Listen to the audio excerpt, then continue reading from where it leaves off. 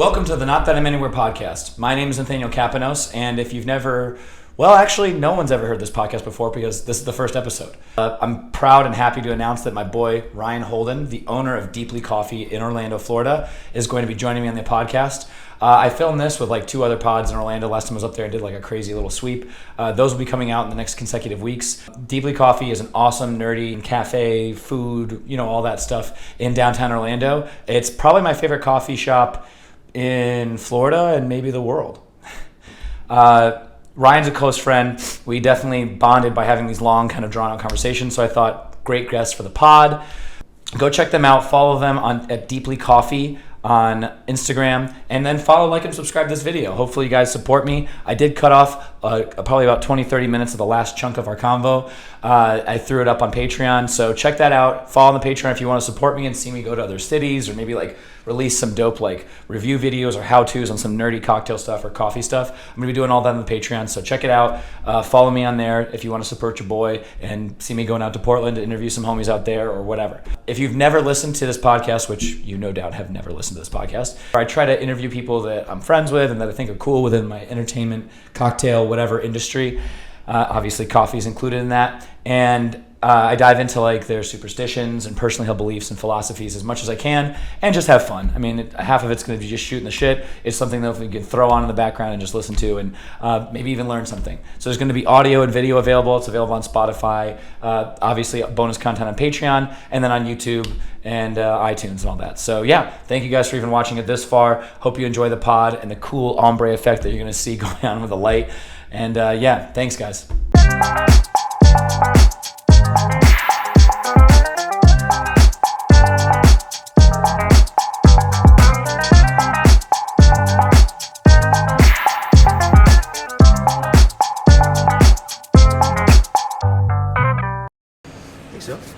Cool.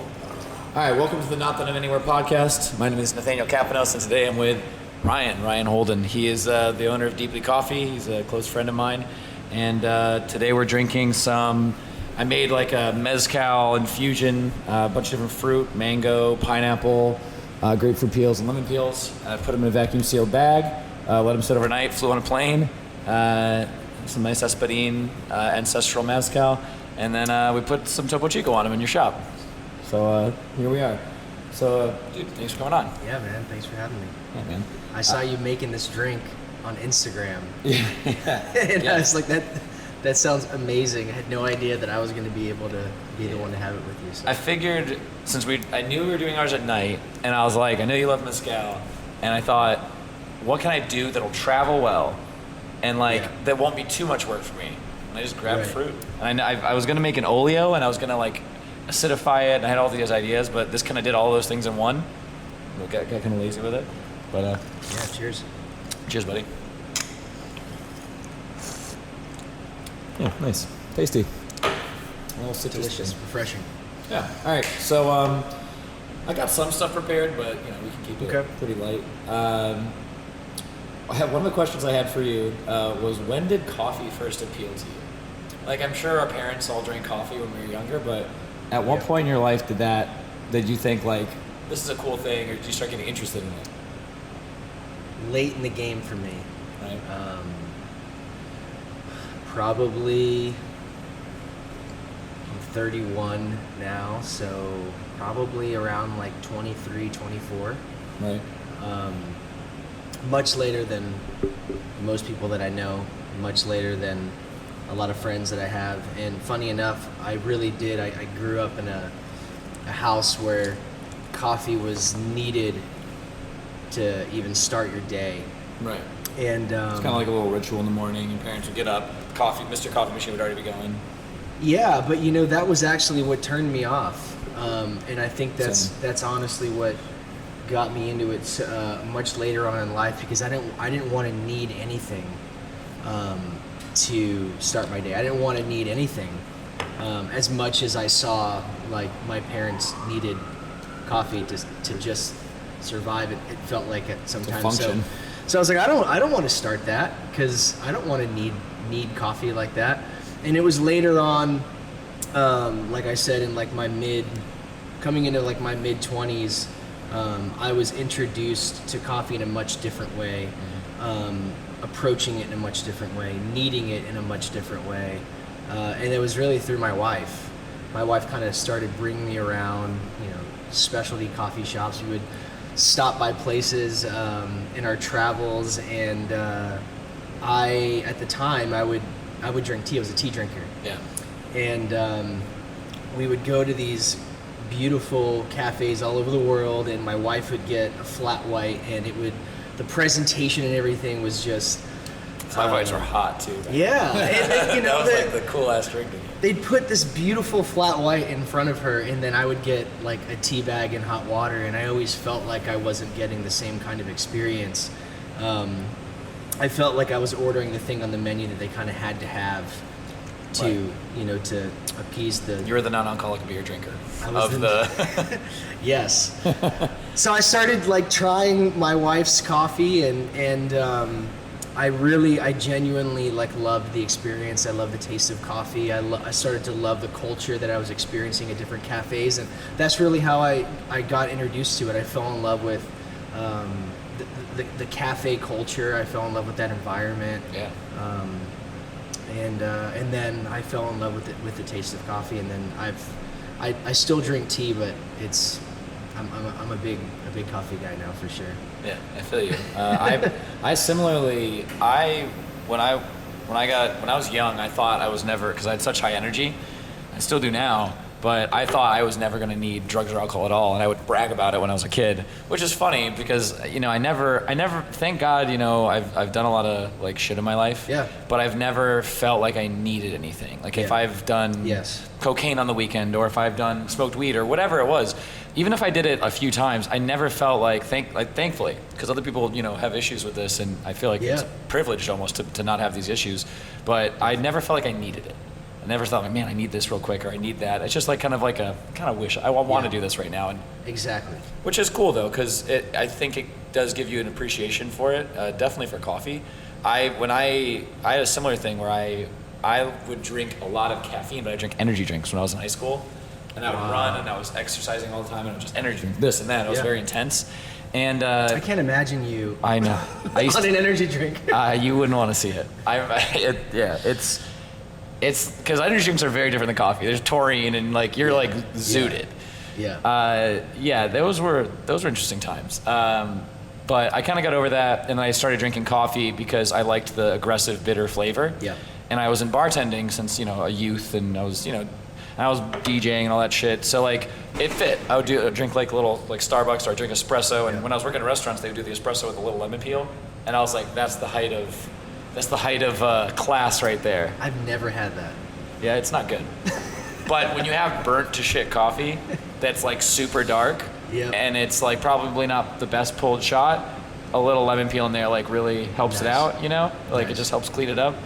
But yeah, I did drink some of it, but it was almost like it was after dinner, or it was like if I needed a jolt of energy. It was definitely wasn't coffee. Yeah. And I stepped away from it for a while, where I'd only get it from time to time, and then I when I traveled, I was in New York or Chicago, there was such a culture behind it, and I was like, it was just another thing that like my eyes were opened, where I was like, I love this. Like when I saw bartending for the first time, I like they were slapping them in, shaking, double shaking, and I was like, oh, I like that. I don't like that other shit. I like that. So yeah, that's super interesting. Let's see. There's a lot of like parallels between cafes and bars. Yeah. And I think that one of the things you talked about that kind of drew you in was I'm kind of putting words in your mouth, but I feel like you said it was the community aspect of cafes. I think that I always saw a deep respect for cafes, because I felt like it was kind of like it was the yin to yang with bars. Like, you go out drink the night before, and you go out, you get a coffee in the morning, and get a sandwich. It's like there's a lot of other things that cafes do, but it's like an essential, which is why I guess it was an essential business during the pandemic. But, I think that there's a lot of parallels, and while it's different types of service, I think it's pretty cool. Can you speak to that? I mean, I know I just said a lot of words, but can you speak to that and like maybe you agree? Yeah, it's one of my favorite parts about having a cafe, and I mean I'm here a lot, but I don't feel. I'm almost 4 years into it, and I still don't feel fatigued. Spending when you spend a lot of time in one space, sometimes I think you can get kind of fatigued or bored, and you're kind of craving a different environment. I rarely, if ever, have felt that.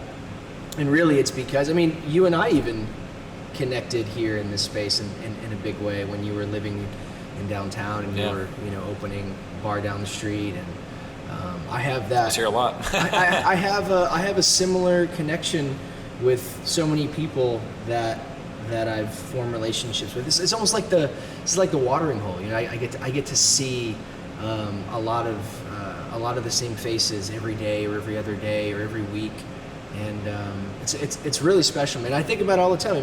A cafe really is it's like a bar, but during the day, and we come together around a different kind of beverage, but it's a beverage nonetheless, and I think that those are the difference between drinking.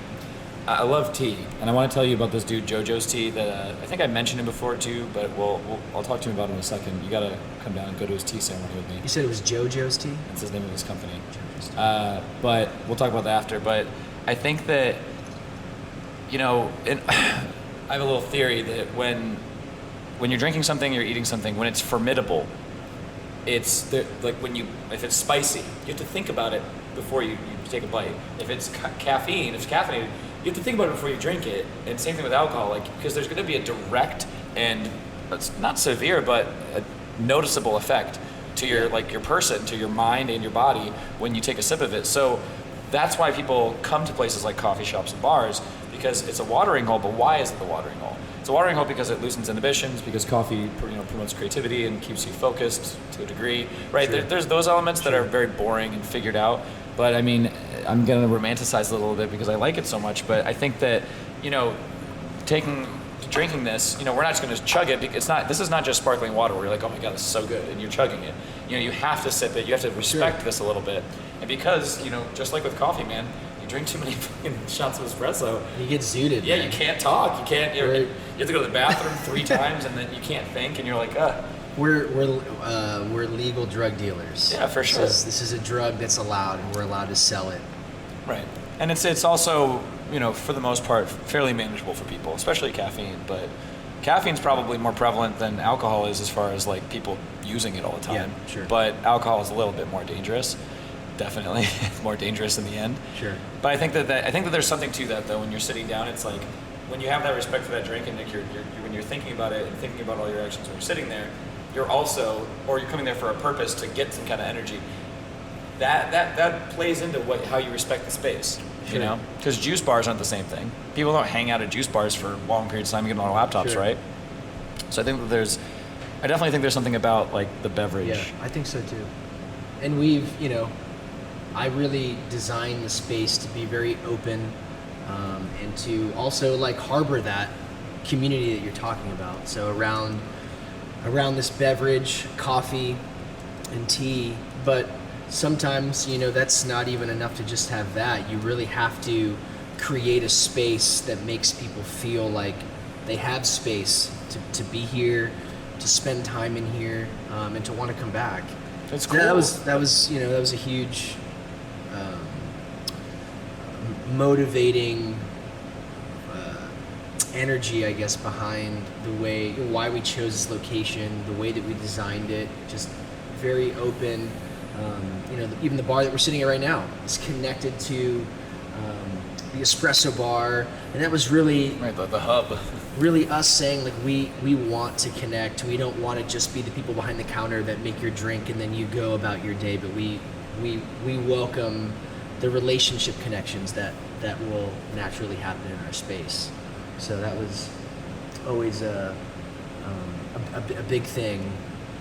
On top of just obviously wanting to have amazing coffee and serve that, we also wanted to have a space that people feel connected to. Well, clearly people do. Obviously this is how I came in here, and I was very receptive to the space. But how does that make you feel in 2 ways? that you wanted that, and people also received it correctly. Like you're like, okay, I hope that they get this, and I hope that people understand it even subconsciously. So I'm sure it feels good and it's reassuring, but does it also make you feel more confident about other projects that you want to do, that if you really think about it, that you can do something that people will pick up?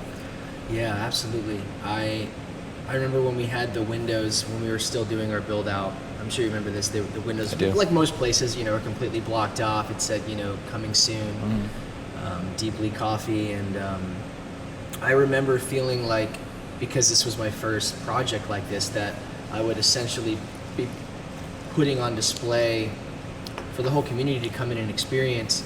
This was like my work of art here, and I felt the insecurity of like, I've never done this before. I have no idea how people are going to interpret this and receive this. Especially like the first year or so of business being open, people that get it are there, and you forget about them, or you don't think about them, and then there's so many critics. Yeah. And then they go away eventually because they either fuck off or they realize they were wrong, right? And they go, maybe they liked Craft and Commune and they stay there and they stop complaining. Yeah. But like that first year of any business opening, man, it's always, you get a lot of critique. I had to, really process a lot in my head, and we did have that. We had so many people that came in here and they just received it and they got it and they loved it. For sure. But I remember getting like a few reviews even online.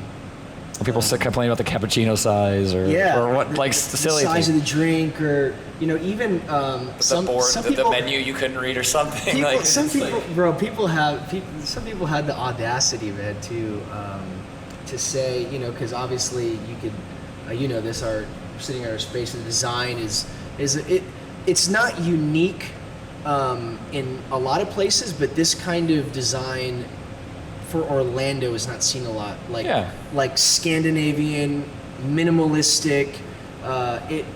So some people didn't get it, and there was a couple of reviews where someone said that it felt empty in there. I think I remember one day someone complained about the table in the middle, like was like, hey, can you guys get like some pillows or something else for the table? I remember I was sitting there and I was like, I don't even know if it was to you. I think it was to like Ariel or somebody, and they're like, maybe. I mean, it's kind of like the way it's supposed to be, though. And they're like, really? Or is this place unfinished or something like that? They just did not get it. I can't tell you how many people look at the wall behind the espresso bar, and they've made so many suggestions as to what they see going there.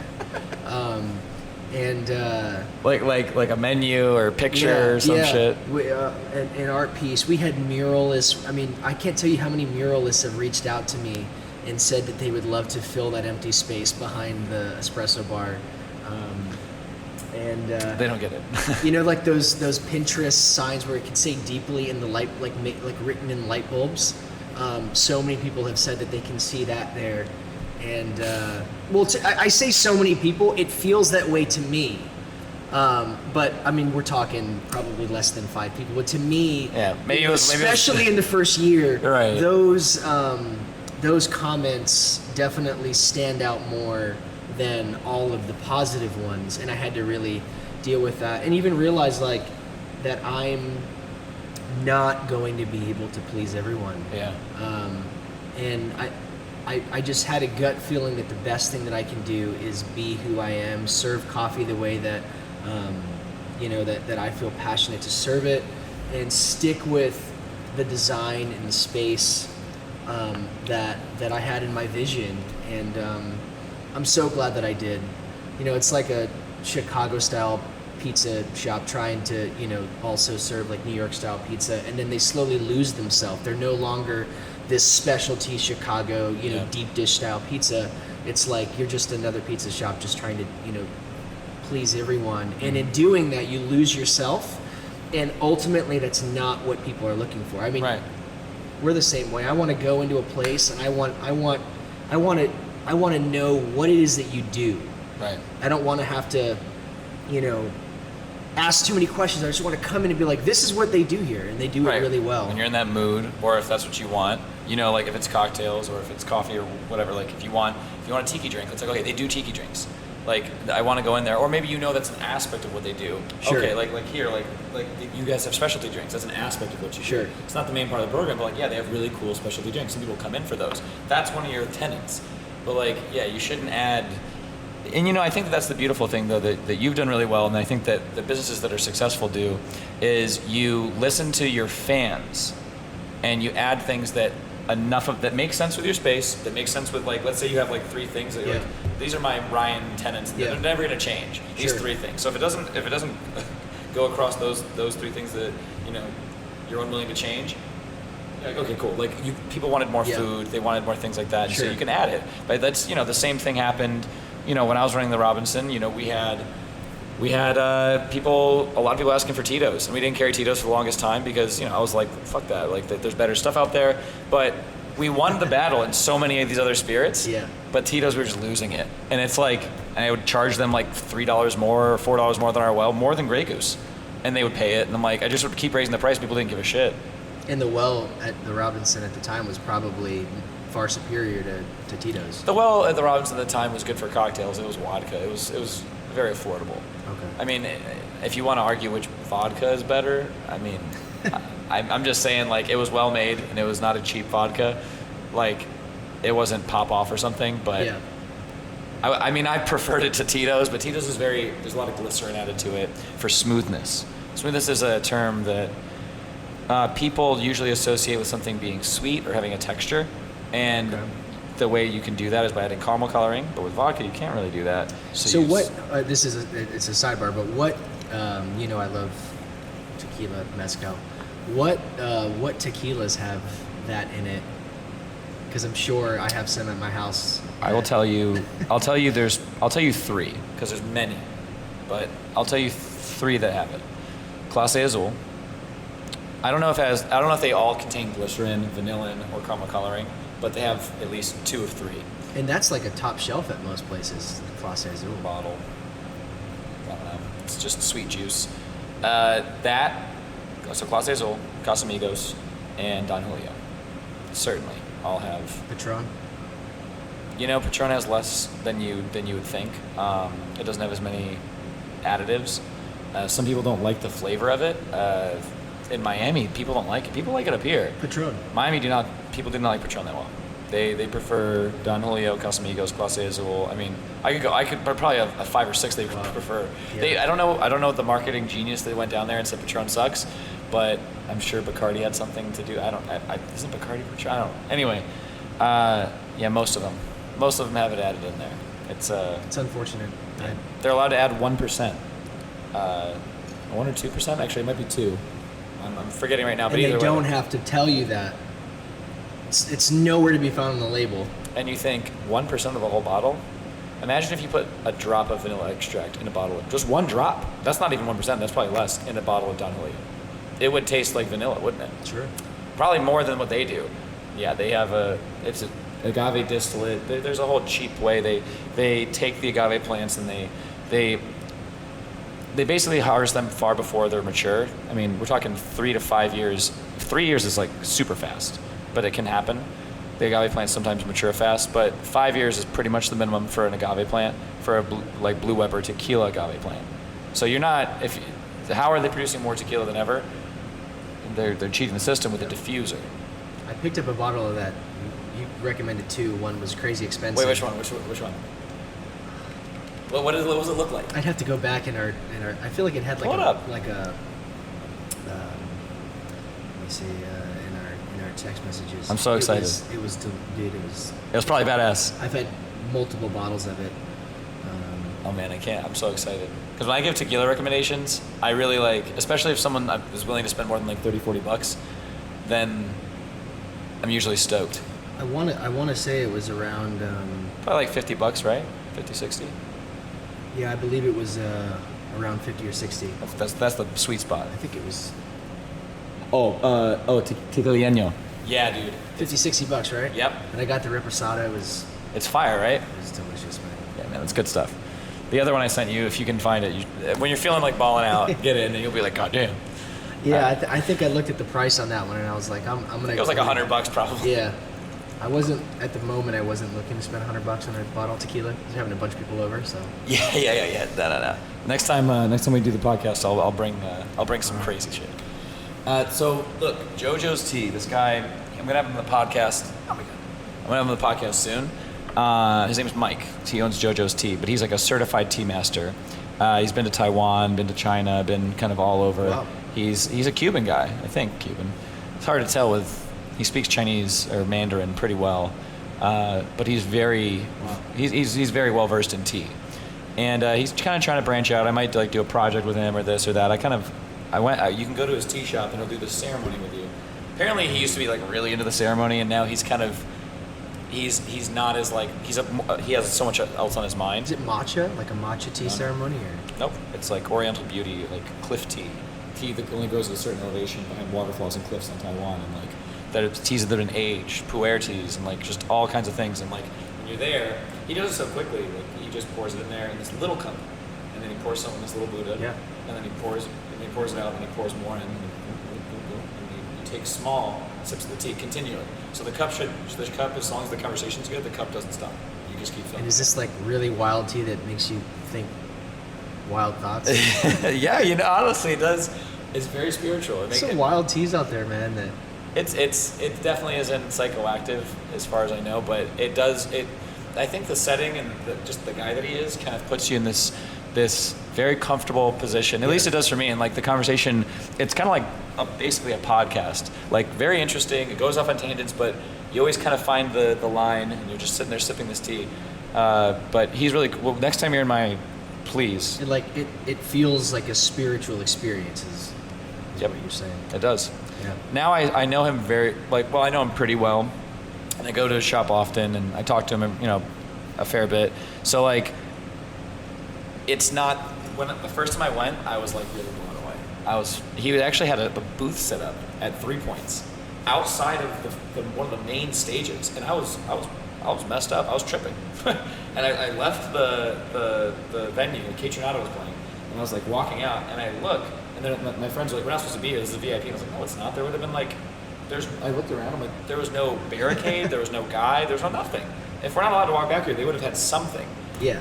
I think it might have been the VIP. But either way, we found there's a hole in the wall, and we found our way in there. But I'm walking back, and I'm thinking about the show, and I just saw 3 6 Mafia, Wu-Tang, and Krungben, and Thundercat all in one day. And, so I was still feeling a little loopy.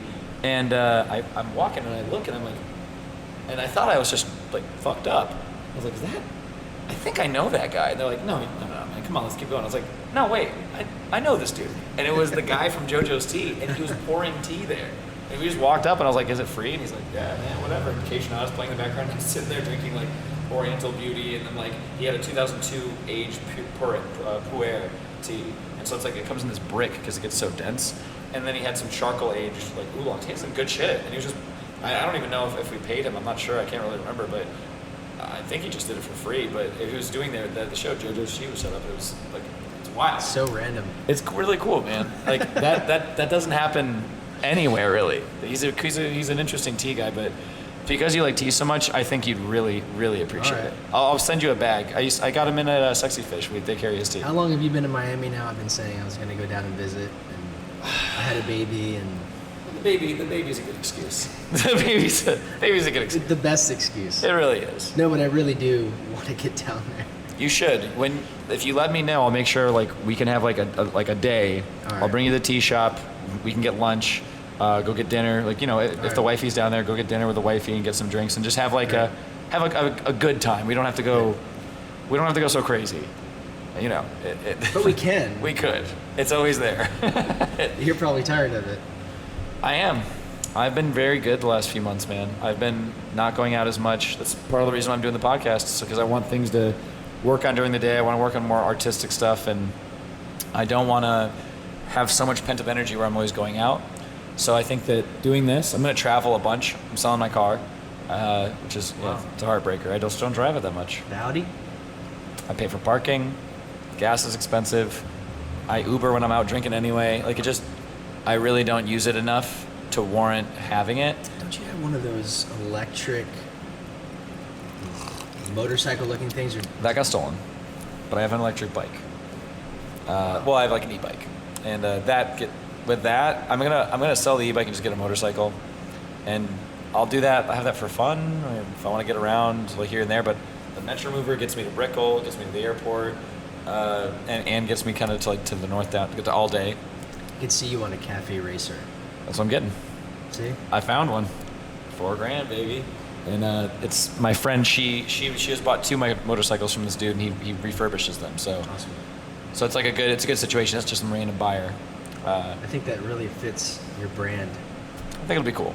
I'm excited for that, and I'm gonna save like $1,500 a month not paying for this fucking car. And you get tickets every 5 seconds in Miami, and I mean, you did here. How many times did I? I get less here. I get less in Miami, but they're more expensive, so like it evens out. Yeah, I got booted here twice. I almost said it. I didn't want to put you out there like that, but you said it. Yeah, you're good. How many times I've come up to the back door of my shop. I'm sitting out there. And I look and I was like, is that Nate's car? He must have left it here overnight. Why is it booted? Why is there multiple There's like 3 tickets on it. Yeah. Like they probably booted out of spite. like they're like, you know what? We just keep this fucking car here.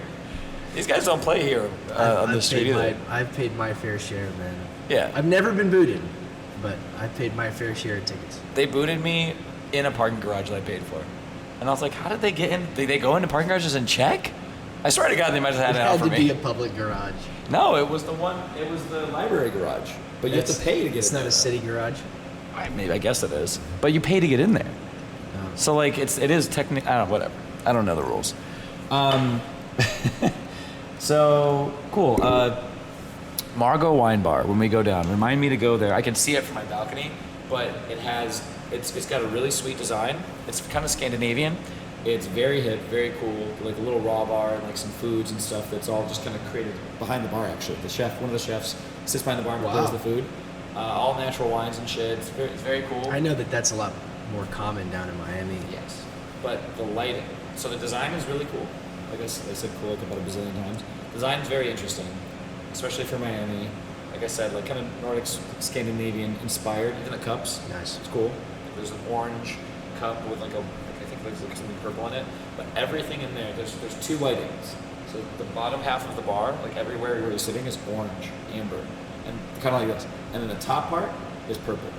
So it's orange and it's so cool. It's so sexy. When you go in there, it automatically shifts you into this like calmer mood.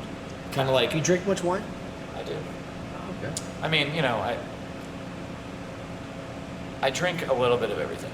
So like I really do try to spread it out. I like wine quite a bit. I like to go there like if I'm just like solo, I'd rather go there than a bar. Yeah. And I'll get like carried away at bars, not for the drinking, just with people. What's up, man? Like. I would go to a natural wine bar by myself. Well, I used to go to the Robbie a lot when you were there. And I think that was mostly just because I was by myself, but I also was, going to hang with you. Yeah. And then you got to see, and like, the crew was there, and they'd come over and say what's up, and I think like that one dude, Mark, with like he's like, oh, come here, and he'd like pour you something, and like once you're there, it's like, it was the best. It was a special little thing. I had no idea that it would be so short-lived. Me either, man. Before the pandemic, I thought I was going to be in there for years. I was prepared to be there for years. I was prepared to fight them back on a few things that I didn't think were a good idea. Like they wanted to open another one in Jack's? In Jack's, and I told them no, but let's do something really similar and say, from the people who from the Robinson people, it's their sister concept. Whatever, because that's not Norman Robinson, right? That has nothing to do with it. And also, let's keep this sacred. Mathers is more of like open like 3 of them if that's what they wanted to do. Like I could see that, right? It's got a very specific brand to it, but they wanted to change the concept a little too up in Jacksonville. So I was like, look, let's come up with a different name, maybe like a very similar, like different like color, like maybe the same color scheme, but a bit different design or this or that. And they were down with it. But I knew that they wanted to do one in Tampa as well in this building they had, and I was like, I had to fight them on just calling it the Robinson again. But that's another reason why. Is the one in Jack's? Is that still? No, nothing's going on there. Okay. They might be doing something and working on it, but nothing's up there. The pandemic really did shift things though, because after we reopened, I was in there doing everything, and it was good though. It was like a labor of love. Like it was very small. And you felt kind of like a warrior of sorts, where you're like, man, I gotta be brave. I don't know what's going on today. And you had to do that too, because the staff, if you didn't feel confident, if you didn't say it's not a big deal, guys, if you didn't exude that, the staff was prone, for good reason, to being kind of skittish and like freaked out. And you also had to be super understanding when they didn't want to come to work because they just didn't feel like it, because they're like, I don't feel safe. Yep. And you're like, great, just whenever you, God, like, I need servers because I can't put anybody at the bar. I have to have tables. That was a tough time for me. Kind of like you said, as the leader, I felt like I wasn't. It's not that I wasn't able to. I think I told myself I wasn't able to be human, and also kind of be afraid that this could actually kill my business. Yeah. And I kind of had to suppress a lot of those thoughts and feelings. Yeah, definitely. And it's like, you also don't want to lie to people and say like, this is not a threat. So you had to just take this weird position of like, this matters and this is very important and we're just doing what we got to do. And if you can be part of us right now, if not, later when you know what I mean? Like, you had to just be this malleable thing, and whatever feelings you had about it, push that shit down. Not important. It's like it's like a computer. You have, you're on a certain page, but then you have all these other pages on, running in the background. Even though you can't, it's not on the front, it's still running in the background. And for me, that fear and those thoughts was kind of running in the background for me, and I kind of forgot about it. And like after, I think it was the very end of 2020, man, I just burnt out. I just crashed and burned, and a lot of it was like mental stuff that I wasn't, kind of addressing or taking time just to even acknowledge that I felt this way and continued to feel that way. So, that wasn't fun, but hey, I mean, thank God we're still here. Orlando really like showed up heavy for us. Yeah, for sure. It was very, very humbling, and we're definitely better. I'm definitely better because of everything that went down. But yeah, it was tough, man, to kind of to lead the crew here, and like I said, to kind of be the one that I felt like I couldn't feel what I was feeling or think what I was thinking, because I didn't want to spread that. I didn't want to, bum anyone else out or freak anyone else out. But the reality was, there's some times, man, I was bummed. I was freaked out. Definitely. I was scared. I didn't know what was going to happen. For me, it was a very like nihilistic, like nothing really matters, who cares, like kind of attitude, because that was, within reason, that was the only attitude I could really have, because I was like, oh, fuck it. And people I had the same attitude though when the vaccine came out. I didn't get fully vaxxed up, which I'm kind of glad about now. I'm not. I just saw like there's vaccines could be bad or good. I got one. I got the one, which one? The Johnson & Johnson, which. Okay. The one that was recalled? Yes, the one that was recalled. I got that one because I was like all in one. I was Did that like spook you out? Nah. When you like, nope. What the fuck? I got that. That didn't spook me out because of the reason, and I definitely saw this reason and parroted it. I saw it online and just was like, oh, this was smart. But I think it was a good point where it's like, many people will buy a small baggie of something or buy something off somebody, like will buy drugs off people that they don't know, and they'll do them. And there's people that you do know, and there's heavily researched stuff that you're not willing to do at all. And if your argument is that we just don't know what it is, it's a poor argument. And so that's why I was telling people at the job, because I was also telling them, I was like, look, the pandemic's not gonna be that big of a deal. Yes, it's dangerous. Yes, but like just be safe, and like look, at the end of the day, it's like you're gonna get it at one point, and that was like my shtick, my spiel. And like, look, we're just gonna be as safe as we can, and whatever they tell us to do, and like we'll wear masks when we have to, and like guys, be safe. If you feel sick, stay home, right? But then like when the vaccines came out, some of the people who I worked with were like, I'm never getting that. A lot of the hippie people, which is weird, because they were like very progressive in a lot of other ways, but like very like distrustful, I guess.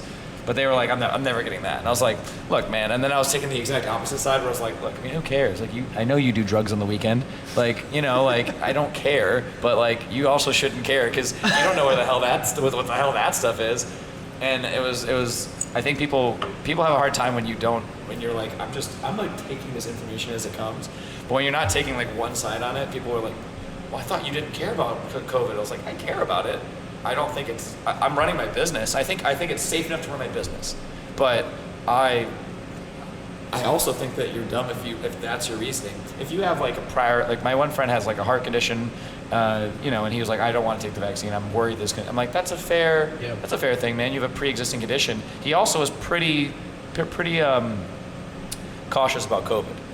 He's like, look, I have it didn't stop him from doing anything, but he had a history of heart disease, and he had like a flutter or some shit like from his youth, and he was very careful during COVID. I mean, not crazy. And then he's like, I'm not getting the vaccine because I can't risk it. Fair enough. That's a fair reason. That's not just some, not well thought out, poorly constructed. Yeah. What's in it though? I don't even know what it is. Although now that there's more information out that like this one is at this risk. I saw like this chart from the CDC, and I was like, man, I'm glad I just got one and didn't get the boosters and all that other stuff. Yeah. I got enough to let me travel. Gotcha. But yeah, it's crazy. Wild.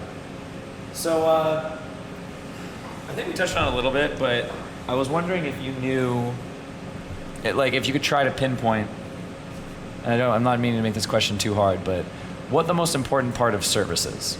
So when you're giving someone service, I think we can agree that it's probably not just the drink that's in front of them, right? Like it's the hospitality and all that. But like what part do you think is the most important, like in your shop?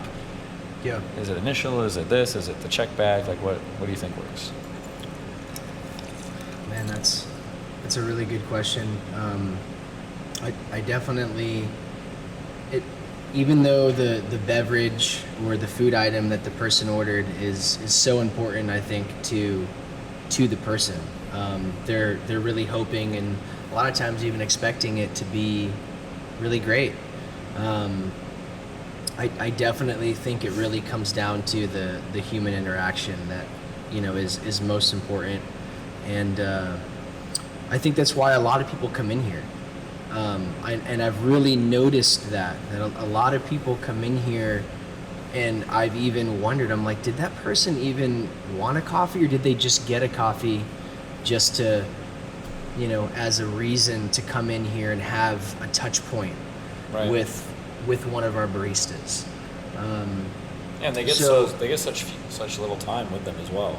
Yeah, because we do get pretty busy in here, and it obviously gets a lot harder to give that kind of interaction that we really want to give to everyone, but obviously we're not able to, and it's cool. Like most people are aware of that. They're aware, okay, it's busy.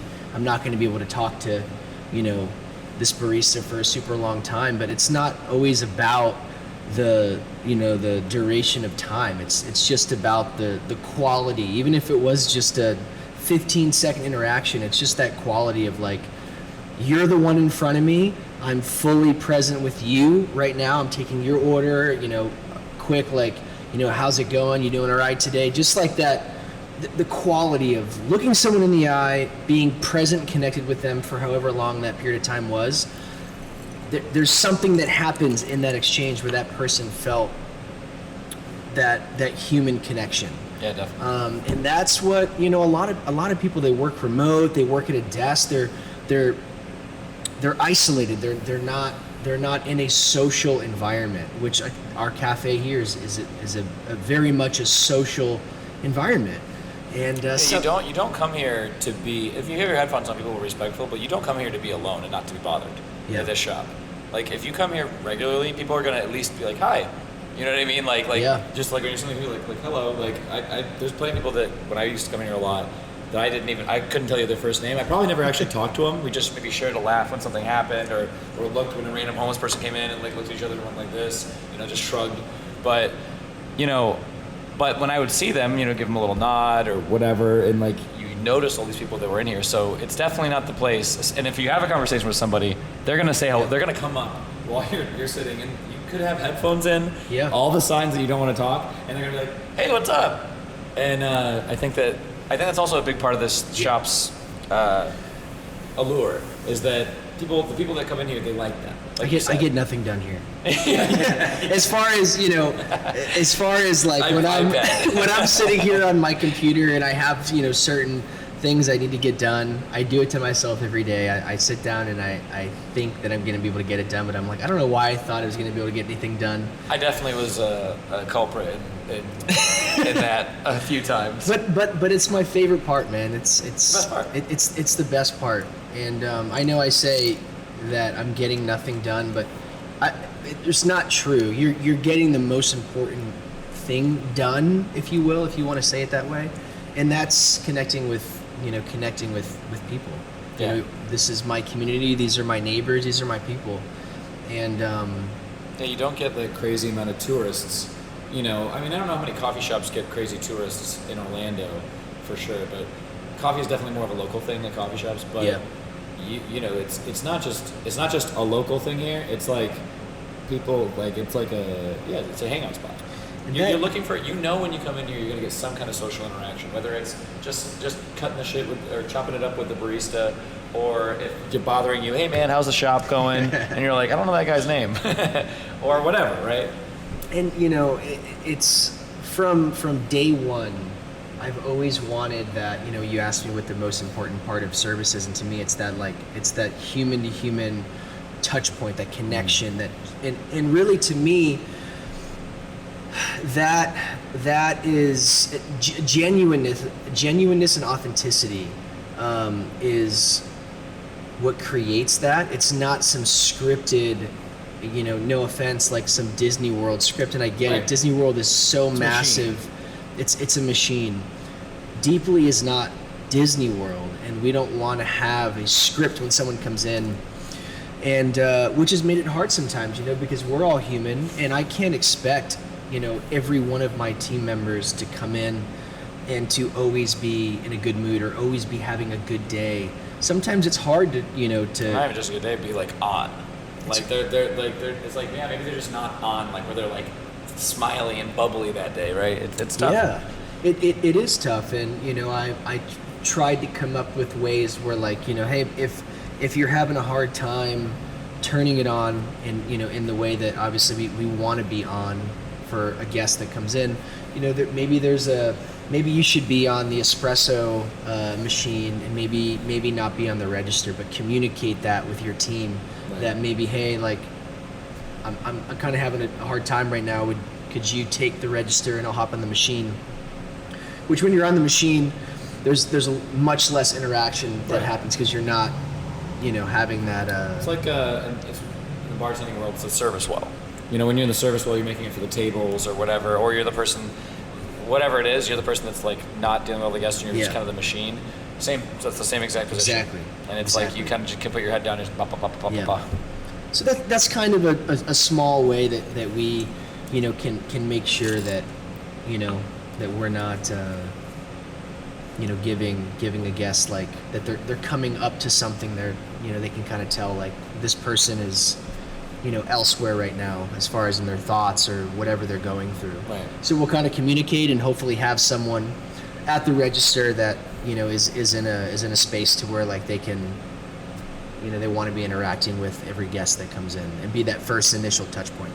Yeah. But to me, that's the most important thing. And then obviously I care a whole lot about the product that we serve. A lot.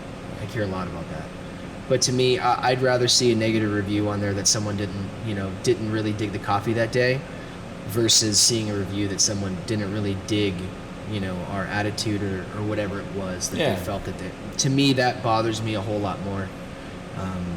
But then, I get it because I'm human, and I think too, it's one of those things. I think that when you're someone's boss and you try to be really open and not in the bullshit corporate way where you literally are hey, look, we're all people, like what you said, when you do live by those philosophies. I think that it feels when that happens, it feels like this is like a personal way of looking at it. It's not how you react when you're a boss, but it feels like a betrayal of sorts because you're you didn't tell me, just talk to me. Yeah. Did you want to go home? Did you need a break? Maybe I could have just stepped in for you for 5 minutes so that you could go deal with this. It's it's one of those things where it feels like a relationship where it's like a breach of trust, and you're you should have just talked. Why weren't you communicating? Yeah. It's actually your fault for not communicating. Right? In your head, that's the feeling. Yeah. Obviously, you have to be more understanding than that, but That was always my thing. Absolutely. When like someone was super weeded, and I was like, why did you not come ask for help? Why didn't you ask one of us? I mean, in the bar it's a bit different because the volume for everyone gets a little higher. Yeah. But still, you know, like, and it doesn't stop. Yeah. Like for you guys, it's like volume, and then boom, and then there's a chance to breathe. The bar, it's like when it gets rocking, you have 4 hours of volume. Yeah. So the difference is, but you also, it's a lot. People have a lot more patience for a drink. They don't have that much, but they have more patience for a drink than they do for a cup of coffee.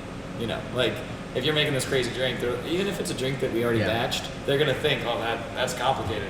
They're like, where's my fucking cappuccino? like, where's my nitro latte? I know it's coming off the tap. You're like, brother, I got 20 tickets in front of you. And they're willing to pay a lot more for, you know, for an alcoholic beverage. Yeah. Even if it's just you pulling a tap and filling a cup with a beer, they're willing to spend $12 for that. But if a coffee is more than $6, they lose their mind.